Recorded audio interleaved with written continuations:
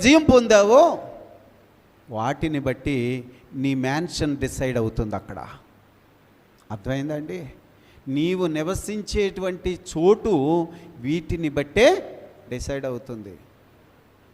100 మార్కులు వచ్చినటువంటి ప్రభు ఉన్న చోటులో 100 మార్కులు ఉన్నవాడు ఉంటాడు కదండి. 90 మార్కుల స్థానమో 70 మార్కుల స్థానమో మెట్టుకు నీ ప్రయాస, నీ కష్టము, నువ్వు ఎన్నిసార్లు పరీక్షను ఎదుర్కొన్నావు, ఎన్నిసార్లు నువ్వు ఖడ్గాన్ని ఎదుర్కొన్నావు, ఎన్నిసార్లు కరువును ఎదుర్కొన్నావు, ఎన్నిసార్లు వస్త్రహీనత ఎదుర్కొన్నావు. అనేకమైన శ్రమల గురించి మనం శుక్రవారం పాఠంలో ధ్యానం చేశాం.